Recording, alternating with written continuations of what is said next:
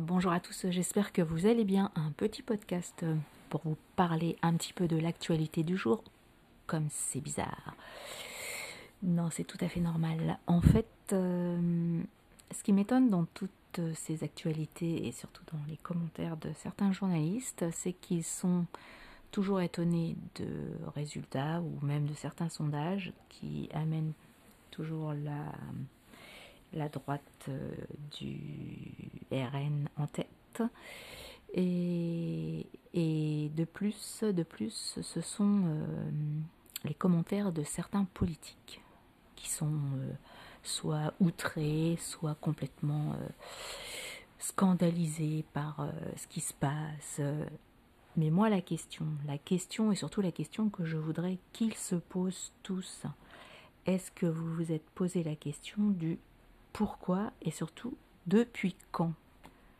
Pourquoi ce Front National, ce RN, monte de plus en plus, en tout cas à chaque élection un petit peu plus, et surtout depuis quand? Depuis, en gros, depuis sa création. Bon, il y a eu des moments un peu plus stables, un peu plus stagnants, peut-être en baisse, j'ai pas tout étudié, mais surtout, là, je parle de la montée. Depuis quand et pourquoi? Pourquoi pourquoi il ne se pose pas la question? Tout simplement, le pourquoi, bon, on le sait un peu, puisque justement, par rapport aux gens, si vous les interrogez, si ceux qui votent le RN vous disent pourquoi, surtout ce qui ressort de ces interviews, c'est surtout, on en revient au même, l'insécurité, le pouvoir d'achat, mais c'est surtout, encore une fois de plus, l'insécurité. Prioritairement, c'est l'insécurité. Et depuis quand? Moi, je ne dis absolument rien. Et je ne veux pas surtout influencer les gens sur la réponse. Mais quelque part, tout est lié. Tout est lié sans faire attention. Attention, je ne veux pas mettre tous les gens dans le même panier. Mais surtout la réponse. Si la réponse, elle est claire, elle est nette. S'il y a plus de sécurité, s'il y a moins de problèmes justement dans le pouvoir d'achat, mais tout ça étant un peu lié, les solutions, on les a. Et le pourquoi et depuis, on le sait également. Mais seulement si certains politiques répondent à cette question. Et surtout, la solution, ils l'ont. Il n'existe plus ces partis politiques. En tout cas, ils n'ont plus de raison d'exister quelque part. Certains partis politiques, certaines tendances politiques. Donc voilà, en fin de compte, voilà le truc qui se passe actuellement.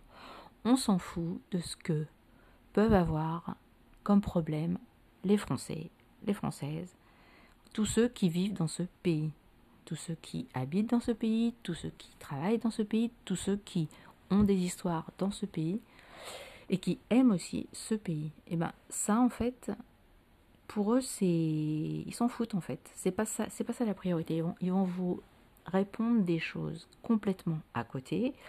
Ils vont trouver d'autres excuses, tout ça, pour ne pas se remettre en cause, pour ne pas remettre en cause. Je parle pas de leurs idées. Après leurs idées, il n'y a pas de problème. Leurs idées, chacun pense ce qu'il veut, parce qu'il y a des idées nobles, il y a des partis, heureusement que ça existe, et encore une fois de plus, heureusement qu'il y a un contre-pouvoir, un contre-parti à chaque fois.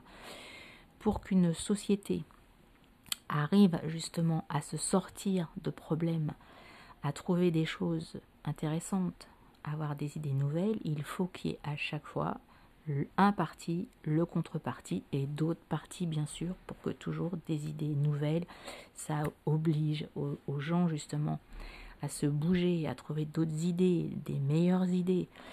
En tout cas, c'était comme ça à un certain temps. Mais là justement, là ce qui se passe, c'est que le fait de vouloir réunir à tout prix tous les partis, comme d'ailleurs il y a déjà eu depuis 7 ans, le fait de ne plus vraiment avoir de gros différents partis.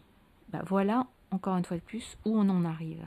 On met tout le monde dans la même marmite Et puis, il n'y a pas vraiment de saveurs différentes qui en sortent. Il n'y a pas vraiment de choses, de couleurs, de sensations, d'idées nouvelles qui en sortent. Ou en tout cas, si elles en sortent, soit elles sont étouffées par une autre couleur, un autre goût, qui sont toujours dans cette marmite. Parce que justement, il n'y a pas assez de contre-pouvoir dans cette grosse marmite. Et c'est ça le problème. Et là, ce qui se passe, justement, pour faire un contre-pouvoir d'un autre gros groupe, on essaie de faire un super grand groupe avec des idées complètement différentes, avec des gens complètement, vraiment aux antipodes l'un de l'autre. Tout ça dans l'idée, tout simplement, encore une fois de plus, comme dans un précédent podcast, j'ai dit, pour aller contre. Et non pas pour que eux, ils fassent une idée, une réaction positive, une réaction pour la France, pour amener justement la France à s'en sortir. Et c'est ça le gros problème actuellement. Pourquoi on en est là ? Parce qu'on a voulu tout regrouper. Pourquoi aussi ? Pour essayer de toujours avoir la main mise sur toujours un groupe. C'est toujours le même principe, le pouvoir, l'argent bien sûr, mais surtout là en l'occurrence le pouvoir et toujours le contrôle, toujours le contrôle de ce parti. Attention. Et c'est là où on s'aperçoit que quand on voit que le bateau commence vraiment à couler, des gens commencent à partir de droite, de gauche, ils commencent à trouver un petit peu, déjà à se préparer. Vous imaginez déjà à se préparer pour 2027, voire peut-être même avant.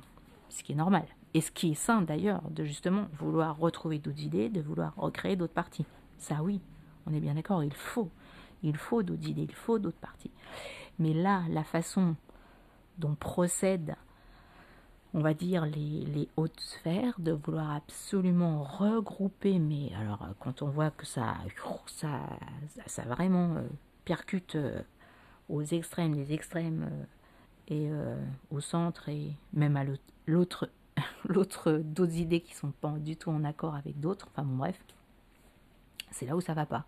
Encore une fois de plus, on ne fait pas un truc pour, on fait un truc contre. Ce n'est pas constructif, ce n'est pas positif et ça ne peut amener qu'à un blocage ou alors une chose, dans un an on redissout, on recommence la même chose. Encore une fois de plus, laissez les gens aller vers ce qu'ils veulent, voter ce qu'ils veulent, mais surtout, posez-vous la question, je parle à tous ceux qui font de la politique, posez-vous la question, le pourquoi, depuis quand, et surtout comment on peut améliorer les choses. Arrêtez de penser pour vous, de penser à votre petit bien, petit bureau, petite voiture, arrêtez. Bien, là c'est ce qui se passe, là vraiment c'est ce qui se passe.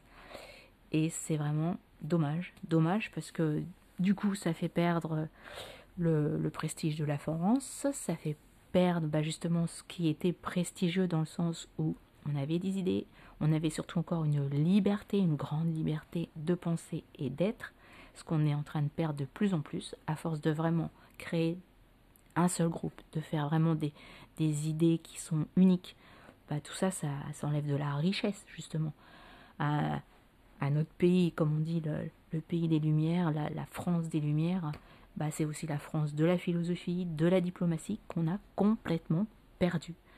Et ça, j'espère vraiment que tout ce petit mélange-là qui, à un moment donné, ne pourra pas fonctionner, ou alors il fonctionnera très peu de temps, j'espère qu'il faudra peut-être, c'est peut-être pas en venir à un clash, parce que c'est pas le but, en tout cas pas un clash physique, pas un clash vraiment qui vont anéantir des personnes, ce n'est pas le but, mais encore une fois de plus, essayer de voir, d'amener le positif, le pour, toujours le pour, la constructivité. Sinon, on va dans le mur complètement. Alors c'est sûr, quand à la base, il y a des pouvoirs mortifères qui, de toute façon, quoi qu'il arrive, ils ne veulent rien lâcher parce que c'est de l'orgueil, parce que c'est justement tellement l'envie du pouvoir, l'envie de contrôler toujours tout, que ça en devient morbide, mortifère, très négatif, et de toute façon, pas du tout constructif. Et encore une fois de plus, essayer de s'en sortir au mieux. Et surtout, ne pas... Parce que là, c'est pas comme si c'était notre petite vie à nous, on est tout seul, on fait ce qu'on veut. Non, là, s'il y a des millions de personnes derrière, il y a des millions de personnes qui vont rester sur le carreau. Donc, essayez de voir un petit peu plus loin, là. Bah, je sais pas, quoi, c'est... Arrêtez vos tambouilles, arrêtez vos petits égos, là, surdimensionnés, là. Parce que vous êtes des petits, quoi, vous êtes tous des petits à ne penser qu'à vous, ne pas penser aux autres, parce que vous avez l'impression de penser aux autres, en pensant pour les autres, justement. Alors que non, c'est pas ça la démocratie. C'est pas ça la diplomatie, c'est pas ça l'avenir, c'est pas ça la positivité. Et surtout, aimer la France, parce que aimer la France, c'est avant tout aimer la France, c'est tout, parce que on est en France. Aimer plein d'autres pays, c'est formidable, au contraire, c'est de l'ouverture, mais avant tout, on peut aimer encore une fois de plus. C'est comme quelqu'un, hein. Quelqu'un qui ne s'aime pas, quelque part, ne peut pas aimer les autres. Avant tout, c'est s'aimer soi-même pour aimer les autres. Et bien là, c'est la même chose. Pour aimer les autres pays, il faut d'abord aimer la France. Et ça, c'est très important. Ciao.